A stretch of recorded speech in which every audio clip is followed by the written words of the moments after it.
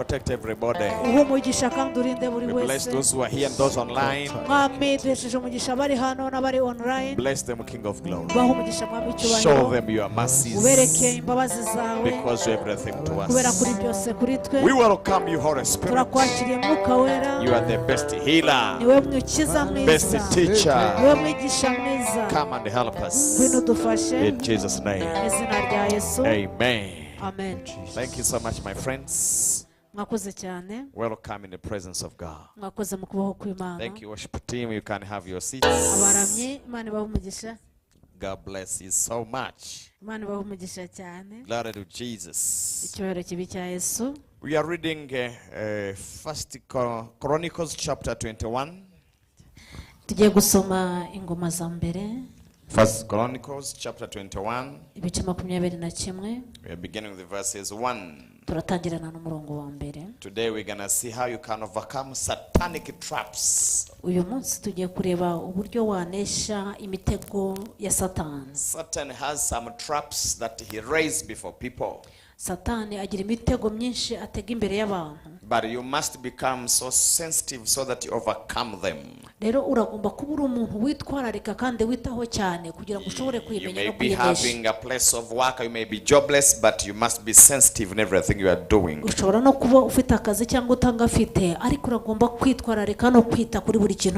First Chronicles chapter 21. Then Satan stood against Israel and incited David to number Israel.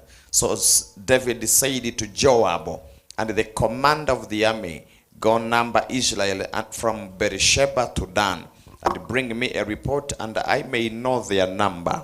But Joab said, 1,100 men who drew the sword and Jediah. Verse 7. But God was displeased with this, and he struck Israel. And David said to God, I have sinned greatly in that I have done this thing, but now please take away the iniquity of your servant, for I have acted very foolishly. Bukeye Satani ahagurukira Abisiraheli yoshya Dawudi kubara Abisiraheli. Dawudi abwira Yowabu n'abatware b'abantu ati, nimugende mubara Abisiraheli uhereye Beersheba ukageze Dani, maze muze mumbwire kugira ngo menye umubare wabo. Yowabu aravuga ati, Uwiteka nagwiza abantu be barute umubare wari usanzwe inshuro 100. Ariko Nyagasani mwana, bose si abagaragu ba databuja. None databuja abishakiye iki? Ni iki gituma ushyirisha Abisiraheli ho urubanza? Ariko ijambo ry'umwami riganza rya Yowabu. Nuko Yowabu aragenda igihugu cyose cya Isiraheli cyose, maze asubira i Yerusalemu. Yowabu azanira Dawudi umubare w'abantu uko babazwe Abisiraheli bari agahumbagiza n'agahumbi, abagabo bambara inkota. Abayuda nabo bari uduhumbi 4 n'inzovu 7. Abagabo bambara inkota. Ariko ntiyabariyemo Abalewi n'Abanyabenyamini, kuko ijambo ry'umwami ryari ryamuzinuye. Maze Imana irabirakarira, nicyo cyatumye itera Abisiraheli.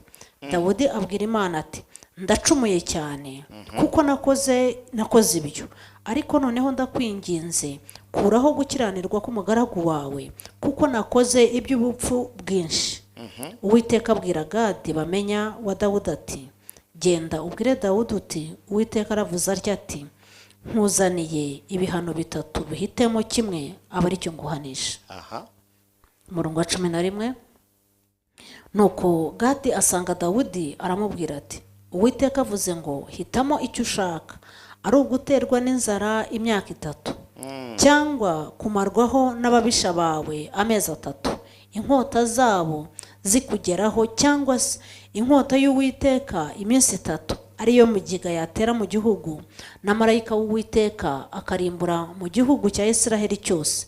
Nuko rero tekereza umbwire uko nsubiza uwantumye. Dawudi abwira Gadi ati, ndashobewe rwose reka nigwire mu maboko y'Imana kuko imbabazi zayo ari nyinshi cyane ne kugwa mu maboko y'abantu. Oh my goodness.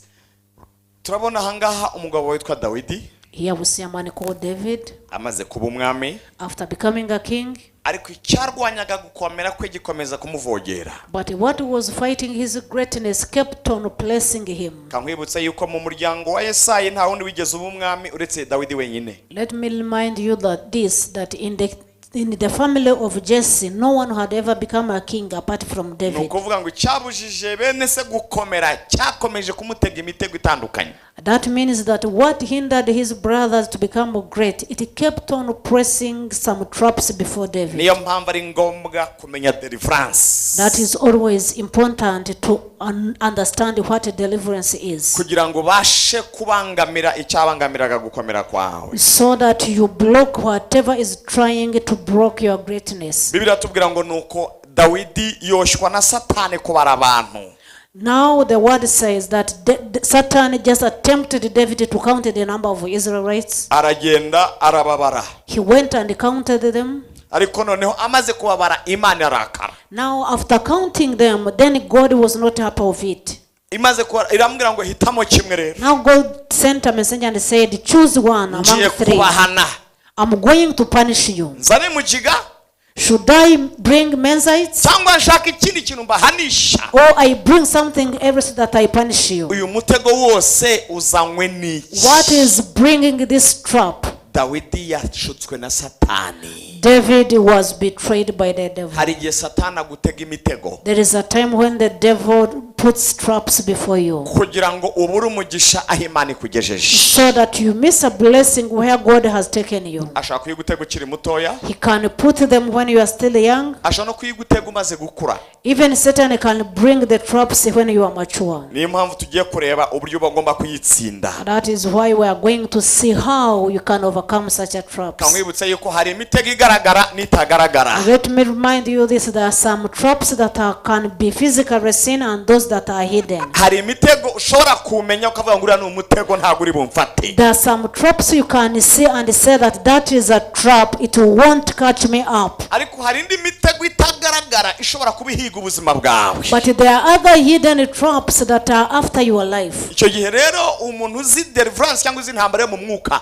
uba ugomba kumenya imitego ihiga ubuzima bwawe. So for a person who understands what deliverance is, you must understand those traps that are after your life. Subira muti mu izina rya Yesu. So that in the name of Jesus, ntabwo nzaba umuhigo wa Satani. I will not become a captive of the devil. Subira muti mu izina rya Yesu. So that in the name of Jesus, sinzafatwa n'imitego ya Satani. I will never be trapped by the traps of Satan. Gukomera kwanjye kurindwa ibihe byose. My greatness may it be protected all the days. Mu izina rya Yesu. In the name of Jesus. Vuga ngo amen. Say amen. Hallelujah. Hallelujah. Hari abantu benshi Satani ajya batega imitego itandukanye. There are a lot of people that the Satan has been putting the traps before them. Hari abatega imitego kwiga bikanga. There are those that he puts traps on their education and they fail. Hari abatega imitego gushaka bikanga. There are those that he puts traps on their marriage and getting married becomes impossible. Akababuza gutera imbere mu buzima bwabo. Then he hinders them from progressing. Hari n'abatega imitego aho bageze ntibabashe kuharenga. Even there are those that he puts traps so that the level they are on they don't go beyond. Hari n'abatega imitego bakabasha kwicika bagashaka ariko bamara gushaka nabwo akongera akabatega imitego yindi bagasenya. There are those that he puts traps before their marriage and when they place on and they get married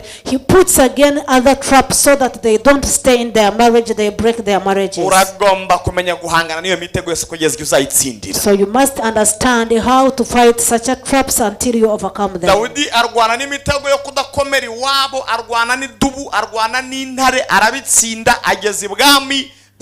Satani atanya guca muri Sawuli ashaka kumutera icumu, Dawudi arahakira ageze aho aba umwami. None Satani aragarutse amwoheje kubara abantu Imana itabishaka. Now remember David when he was at the bush at his father's family. He could fight the deer, he could fight the lions because he was persuading his greatness. Now time came, he entered the palace where Saul the king wanted just to kill him with a spear.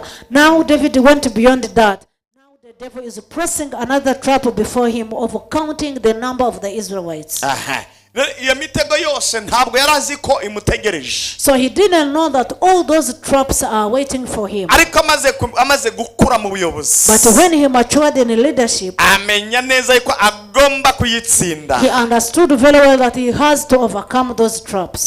Icyambere tumaze kubona ngo abara abantu. The first thing we have seen is that he counted the Israelites. Imana irarakara. God was annoyed. Yowabu yari yabanje kubyanga. Joab had first refused it. Ariko Dawidi ari insista. But David the king insisted. Jowabu baravuga toke ubwo umuyobozi wanjye abyemeye basi reka jewe nkomeze ngene mimukora uko abishaka. Now Joab said, if my lord, my leader is insisting on counting the number of Israelites, though I'm not feeling of doing it, but because of obeying my leader, I will go and do it. Abikoze. When he did it, Imana irarakara. God was not happy of Dawidi it. aravuga ati aho kugwa mu biganza by'abanzi, David said, instead of dying in the hands of my enemy, reka nemere ngwe mu biganza by'Uwiteka. let me die in the hands of God. Sone ugashaka utagashatse. Even young people who are here, you may say that, but me, I'm still young. But remember, there are some traps that are before young people, like those that were put before Samson, where he died in the hands of the... Ushaka kuvuga uti jewe n'ibindi abandakomeye ndi umuyobozi. Ibuka ko Dawidi yari umwami akora ikidanezeza Imana, Imana ibateza mu giga imuhitamo igihishamo ikindi. Ibyari bihano bikakaye Imana baye Dawidi ndabiguha. Aravuga ati Imana ibyo uzama byose unyihande nzagwa mu biganza byawe. Now you may be there and you say that for me I'm very great, I'm successful, I'm a leader. Remember, David was a king. But when the devil tempted him by putting a trap before him to count the number of Israelites, he did it, and God was not happy of it. He said, among the three punishments, choose what I should bring for you. Then David said, instead of dying in the hands of my enemy, let me die in the hands of God. Icyambere tugiye kureba noneho imitego ihishwe. So number one, we are going to look at the hidden traps. Dawidi aguye muri uwo mutego wo kubara abantu ariko Imana itabishaka. David was captured in the hands of the trap that was hidden, and yet God was not intending for him to do it. Yarize ameze neza afite amafaranga ariko hari umutego Satani yamuteze atarasohokamo.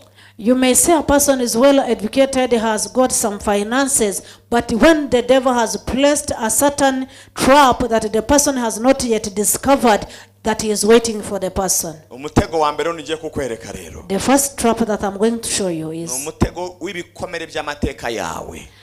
The first trap is the wounds of your back or your history. Twese twaciye mu mateka atari meza. All of us here we have passed through different stories. Ariko hari abantu baheranywe n'amateka baciyemo.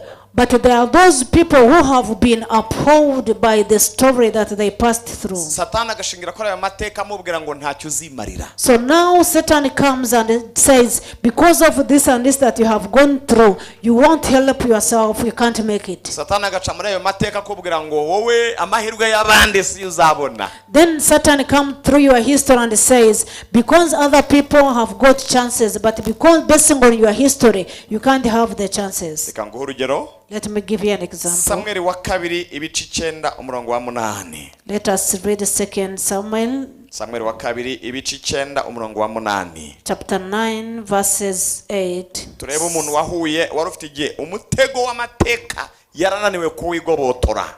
And we see a person who had a history, but they failed to overcome the history. Yes, 2 Samuel chapter 9 verses 8. Samuel wa kabiri ibice 9 umurongo wa 8. Glory to Jesus. 2 Samuel chapter 9 verses 8. It says what? Nuko aramuramya aravuga ati, umugaragu wawe niki ko unyitaho kandi ndi ntumbi yimbwa. Umwami aherako ahamagara Siba umugaragu wa Sawuli, aramubwira ati, ibyari bya Sawuli byose n'ibyabo mu nzu ye bose mbigabiye mwene shobuja, kandi wowe n'abagaragu bawe n'abahungu bawe n'abagaragu bawe muzajya mumuhingira imirima ye usarura imyaka kugira ngo mwene shobuja abone ibimutunga. Ariko Mefibosheti mwene shobuja azajya arira ku meza yanjye iteka. Kandi Siba yari afite abahungu 15 n'abagaragu 20. Maze Siba abwira umwami ati, ibyo umwami databuja yategetse umugaragu wawe byose niko umugaragu wawe nzabigenza. Nuko Mefibosheti akajya arira ku meza y'umwami nk'umwana w'umwami wese. Kandi Mefibosheti yari afite umwana w'umuhungu muto witwa Mika, n'abo mu rugo rwa Siba bose. Umurongo wa 8 uvuga ngo iki aho ngaho? Number 8 says, nuko aramuramya aravuga ati, umugaragu wawe ndiki ko unyitaho kandi ndi intumbi yimbwa. 2 Samuel chapter 9 verses 8. And he paid homage and said, what is your servant that you should show regard? Master grandson shall also eat at the table. Now Ziba had 15 sons and 20 servants. Hano turabona umugabo witwa Mefibosheti. Here we see a man called Mephibosheth. Imana iramwibutse. God had remembered him. Igiye kumugirira neza iciye muri Dawidi. From now onwards I will be sharing with you on the same table. Umutego uragaragaye uri Mefibosheti. Now the trap that is hidden in the Mephibosheth's heart now has arisen. Aravuga ati ndinde wo gusangira nawe meze nk'imbwa ipfuye. Now he said, who am I to share with the king on the same table, yet I'm like a dead dog. Amateka y'umuntu yamukura mu cyubahiro Imana yari yamuteguriye. A history of a person can remove you from the honor that God had prepared for you. Noneho ushatse kuvuga kuri imbwa ipfuye igiye gusangira n'umwami noneho. Now imagine, are you a dead dog that is going to share with the king? Urashaka kuvuga ko ameze Imagine, are you a dead dog that is going to share with the king? Urashaka kuvuga ko ameze y'umwami ajya himbwa noneho. You want to mean that the table of a king is joined by a dog? Hari igihe umuntu Imana imuha amahirwe ariko amateka agatuma atishimira mu mahirwe Imana imuha. There is a time when God opens up an opportunity for a person, but your history, your background hinders you to enjoy what God had prepared for you. Mefibosheti akomeza kwegeranya n'imbwa ipfuye apana imbwa nzima. Even Mephibosheth continued to say that he is like a dead dog, not even the live dog. Kubera iki byabaye gutyo? Why did it happen that way? Uko mu gihe cy'intambara hagati ya Dawidi na Sawuli, uwahungaga yahetse Mefibosheti yaguye yica yagwira Mefibosheti amugara amaguru. Ubumuga bwe bwatumaga yibona nk'imbwa ipfuye idakwicana n'abami. Ariko uyu munsi nawe ndagusengera inenge yose umwanzi yagushyizeho iteshwa agaciro kugira ngo gukomera kw'Imana kukugaragareho mu izina rya Yesu.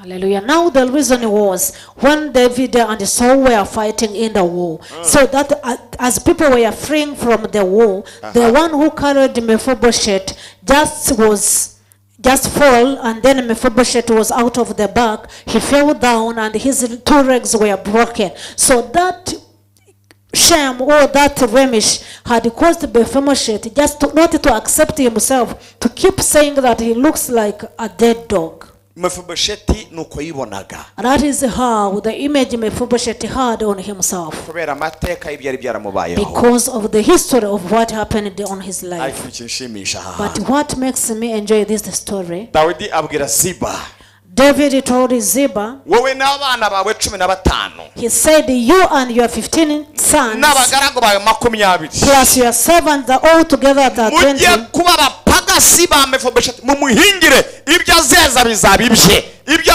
muzagira bizabibye Imana iguhereza abazakuvunikira mu izina rya Yesu. Then God told Ziba that you and your sons plus your servants, you will be all the servants of Mephibosheth. So you will dig the land for him, the harvest you will collect it for him, so that every time that Mephibosheth is here with me, he shall have enough that is for his family. Hari igihe umuntu aca mu buzima butari bwiza. There is a time a person goes in a bad life, Satani akabushingira akubwira ngo ibi ntago ari ibyawe. and Satan uses the history to tell you that this is not for you. Aya mahirwe ntago ari ayawe. This chance is not for you. Turimo kureba uko ubasha gutsinda imitego ya Satani agenda gutega. We are seeing how you can overcome the traps that Satan keeps on placing before you. Ushobora kuba uri hano hari amateka waciye matari meza. Maybe you are here, but when you look at your history, it is not good. Ariko ndagusengera kugira ngo we guherera utazaheranwa nayo. But I'm praying for you that you may not be upheld by your history. Say that in the name of Jesus. I come out of the history that I went through. My history will not hinder me from enjoying. It will not hinder me from my progress. My greatness will keep expanding more. Clap for God in His house. Your history can hinder you or can block you. Ruth chapter 1 verses. Igitabo cya Ruth igice cya mbere murongo wa kabiri. Ruth chapter 1. Yes. Ruth igice cya mbere murongo wa kabiri. Turebe undi muntu wabashije kuyigobotora. Ruth igice cya mbere. Glory to Jesus. Chapter 1 verses. Verses 2. Maze Mahoroni na Kiriyononi bombi barapfa. Uwo mugore yapfushije umugabo we n'abana be bombi. Murongo wa gatandatu. Verse 6. Bukeye ahagurukana n'abakazana be kugira ngo ave mu gihugu cy'Imowabu asubire iwabo, kuko yari yumviye mu gihugu cy'Imowabu yuko Uwiteka yagendereye ubwoko bwawo akabaha ibyo kurya. Ava aho yari ari hamwe n'abakazana be bombi aboneza inzira isubira mu gihugu cya Yuda. Nawomi abwira abakazana be ati, nimugende musubire mu mazu ya banyoko, Uwiteka bagirire neza nkuko mwagiriye banyakwigendera nanjye. Uwiteka bahe mwembi kubona uburuhukiro mu mazu y'abagabo banyu. Arabasoma batera hejuru bararira. Baramusubiza bati, oya, ahubwo tuzasubirana nawe mu bwoko bwawe. Wow. Here we see in Ruth chapter 1 verses 6 says that then she lodged with her daughter-in-law, and she might return from the country of Moab, for she had heard in the country of Moab the how Lord had visited his people in giving them bread. Verse 7. Wherefore she went forth out of the palace where she was, and her two daughters-in-law with her. They went out on the way to return unto the land of Judah. Verses 8. Naomi said unto her two daughters-in-law, go return to each on your own mother's house, for the Lord dealt with you as you have dealt with the dead and with me. Verses 9. And the Lord grant you thy first rest, each of you in the house of the husband. Then she kissed them and lifted up her voice and wept. Verses 10. And they said unto her, surely we will return with thee unto thy people. Verses 11 says, and Naomi said, turn again, my daughter, why will you go with me? Are they not any more sons in Moab? Why they may be her husband. Here we see a lady called Naomi. The husband died. Her two daughters, the husband of the mother-in-law also died. Ruth, the husband died. Orpah, the husband died. That means there was a trap of widowhood in the family of Elimelech. Ibyo bivuze iki? Bivuze yuko mu muryango wa Elimeleki hari umutego utera ubupfakazi. Uyu mutego ari mubi cyane. This was a dangerous trap. Twabonye ko hari imitego ishobora gufata umuntu akiri umusore. We have seen that there are those traps that can just uphold a person when he's still young. Ikagoshora mu muryango uzashakamo ugapfakara cyangwa se Then the trap leads you to a family where you will die prematurely, or where you become a widow or a widower. Rusi, Orpah na Naomi bashaka kwa Elimeleki batazi ko ari umutego cyangwa umuvumo wo gupfakara. Bose barapfakara. Nyamara ntibari bazi ko uhari. Iyi ni imitego ihishwe. Now Naomi, Ruth, and Orpah, they got married to the family of Elimelech, and yet they didn't know that there is a trap that kills men of their family. So they joined in the family. Now their trap came, so where they all became widows. Say that in the name of Jesus. All the traps that are hidden in my marriage will never find me. Say that in the name of Jesus. All the traps that are hidden in my marriage will never manage me.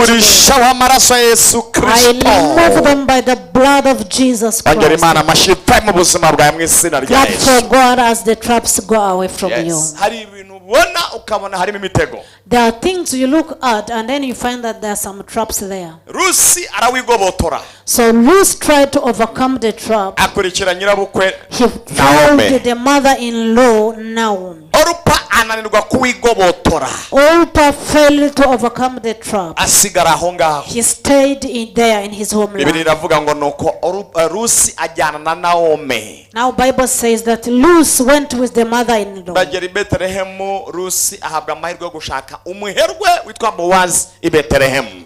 Now Ruth is getting a chance of getting remarried to a rich man in Bethlehem called Boaz. Ariko uwitwa Orupa ibyamubayeho byatumye asigara i Moab. So to Orpah, what happened on her caused her to stay in Moab. Ikikurwanya cyagusigaza aho abandi bavuye. So what fights you can make you stay where others have moved forward. Iyo Orupa aza guhumuka akamenya ko amahirwe ari imbere aba yarihanganye akajyana na nyirabukwe akabona ibyo atigeze abona. If Orpah's eyes were very open, she could have discovered and sensed the blessing ahead, so that she went together with the mother-in-law. But her eyes were blind due to the traps, so now he stayed in Moab. Rusi ntiyamenye uburyo hari umugisha gusa, ahubwo yamenye ko no muri nyirabukwe harimo umugisha, amwicomekaho yihanganira ikiguzi cy'urugendo kugira ngo azabone umugisha wundi atabonaga. Ruth didn't discover only the blessings ahead, but also she discovered the blessings that are hidden in the mother-in-law. So she paid all the cost that was necessary to journey together with the mother-in-law up to Bethlehem. Yes. Reka nongere nkwereke imitego iri mu nzego zitandukanye. Let me also show you the traps that are hidden at different levels. Hari umutego uhishwe mu isi y'ubushuti. There are traps that are hidden in the world of friendship. Yes. Umuntu agaza ari inshuti ariko atari inshuti. Kumba ari umutego Satani yakohereje mu buzima bwawe. A person comes within an image of a friend and yet is not a real friend, but is a trap that the devil is bringing before you. Nusoma inkuru za Amunoni icyatumye akenyuka yazize inama mbi za Abinadabu. If you just read the Bible, you read the story of Amnon, how he died prematurely because of advice from Abinadab. Na uza komeza gusoma inkuru aza gusanga uwabaye igitambo cy'ubushuti bubi ari we Tamari, yazize ubushuti bubi bwa muhungu bahuje se ariko badahuje nyina. So if you look just read the Bible about the story, you will find that just the victim was Tamar, who became a sacrifice between the two friendships, where they were not real friends, but instead they were not friends, but it was a trap that was put before the brother of Tamar, whom they shared the same father but not the same mother. Subira mute mu izina rya Yesu. Say that in the name of Jesus. Umutego wose unshakisha uhishwe mu isi y'ubushuti ntabwo uzambona mu izina rya Yesu. Pray this prayer that in the name of Jesus, every trap that is hidden in the world of friendship that is after my life would never find me in the name Subira of mute mu Jesus. izina rya Yesu. Repeat that in the name of Jesus. Ikinshakisha cyenda kunyura mu nshuti nzira kiribure burundu mu izina rya Yesu. Whatever is against me through my friends would never find my life in the name of Jesus. Mu izina rya Yesu. Amen. Vuga ngo amen. Say amen. Umutego wa kabiri. Another trap, the second trap, No umutego uhishwe mu isi y'urukundo. is a trap that is hidden in the world of love. Yes, isi y'urukundo iba mu mitego. The world of love, it has got several traps. Ndaguha urugero. I give you an example. Abacamanza 16 Judges 16. urahasanga uwaguye muri iyo si y'umutego uri mu isi y'urukundo. You will find a person who died in that world of love. Bamwita Samusoni. He's called Samson. Bamubwiye ko bamukunda nawe aremera. They told him that they love him and he believed Atabanje it. kugenzura. But he wasn't curious enough to see if it is the real love. Biza gusoza bamukuyemo amaso bamwogosha n'umusatsi. The story ends where his two eyes were removed and his hair was cut. Gukomera kwa Samusoni naho kwagarukiye. So that marked the end of the greatness of Samson. Wari ishema ahinduka igisuzuguro mu muryango wawe. Whom the family was cherishing became a shame in the family. Uwo bose biyumvagamo nk'intwari nk'igisubizo umwanzi aramushobora. The one the family was celebrating to be their hero became a shame to the family. nibiza byambaye amajwi y'urukundo uzajya ubanza ushishoze. So learn to manage every voice that comes with an image of love. Yes. Urwego rwa gatatu, Third level ni urwego rwo kuzamurwa mu ntera. is a level of promotion. Yes, nzaguha akazi gakomeye niwemera gukora ibi n'ibi. A person promises you that I will give you a better promotion if you accept to this and ntacyo this. uzamburana. You will never lack anything with me. Kumbe harimo umutego. And yet there was a trap hidden there. Nusoma Itangiriro 38:39. If you read Genesis 38:39, urahasanga umutego wari utezwe umugabo witwa Yosefu. you will find a trap that was put before a man called Joseph, muka Potifari yavuze ati ngwino turyamane. where the wife of Potiphar the king said, come and we sleep together. Ariko Yosefu aravuga To commit a sin before my God. umuntu uzi intambara yo mu mwuka amenya kugira amakenga mu byanyuramwo byose. A person who understands the spiritual warfare understands how to be sensitive to every situation that he passes through. ibiza byambaye urukundo byose siko ari urukundo. Whichever comes with an image of love, it is not a love. ibiza byambaye ijwi ryo guca bugufi byose siko bica bugufi. Everything that comes with a voice of humbleness, it doesn't humble. ibiza byambaye ishusho y'ubushuti ntabwo byose ari inshuti zawe. Everything that comes in an image of friendship, it's not real friends. Yosefu amenya yuko muka Potifari yambaye kurangiza ubuzima bwe ariko yemera kurengana ariko yanga kwangiza ubuzima bwe. Joseph understood that the trap that is hidden in Potiphar's wife is not for his good, but it is to just finish his life. Now he paid the cost where he was betrayed, yet he didn't do anything. He suffered, but he didn't commit any sin. Yes, yanga ibyishimo bya muka Potifari. He refused the joy and the treasures of Potiphar's wife. yemera kurengana. He accepted just to suffer. yemera kurengana. He accepted to suffer instead. kugira ngo wakwemera kurengana da. Ask the person next to you, can you accept to suffer instead of committing a sin? ariko kugira ngo unezeze Imana. That you may please God. Yes. hari ikindi kintu ushaka kwereka rero none. There is another thing that I want to show you here. umutego uhishwe mu isi y'amafaranga. There is a trap that is hidden in the world of finances. Yes. ibyakozwe n'umwa ibice 5 uhereye ku murongo wa mbere kugeza ku 11. Acts of the Apostles chapter 5 verses 11. urahasanga umuntu wakundaga Imana bitaga Ananias. You will find there a story of a man called Ananias who loved God most. yagurishije ipariseri ye ananirwa kwitandukanya n'amafaranga. He sold the plot of land, but he failed to separate himself from the finances. n'umudamu we biramunanira. Even the wife failed. amafaranga yabo bahindukira umutego urangiza ubuzima bwabo. Their money became a trap that finished their life. ushobora gukorera amafaranga yawe. You can work for your own money. wamara kuyagwiza akagusenyera urugo. After accumulating your money, then it becomes a trap of spoiling your marriage. ntago murabyumvaho.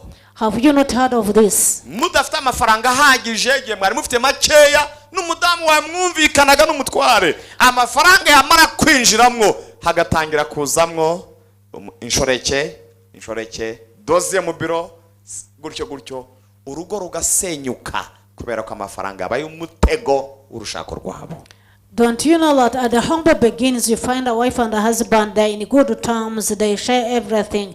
But when finances increase, the husband begins to have some concubines, begins to have the second office. You find the money has become a trap, and to the extent that their marriage is broken. subiramuti mu izina rya Yesu. Say that in the name of Jesus. ntabwo nzafatwa n'umutego wishwe mu mafaranga. I will never get into the trap that is hidden in finances. subiramuti mu izina rya Yesu. Say that in the name of Jesus. ntabwo ubutunzi buzansenyera.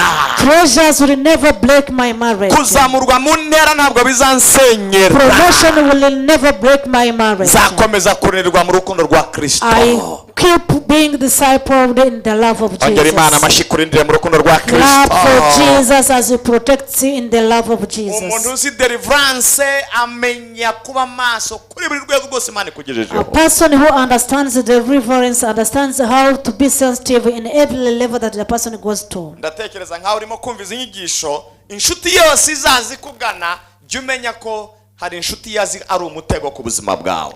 I believe as a person who understands the deliverance, you will be sensitive onwards.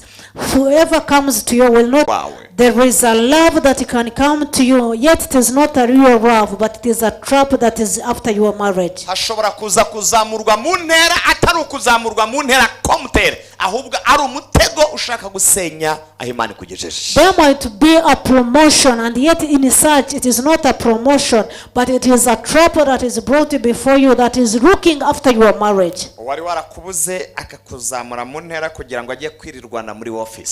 So whosoever that was not getting in touch with you gives you a promotion so that you stay together in the office. Kugira ngo mujye mujyana muri mission zo mu ntara. That you can be traveling together in the mission up country.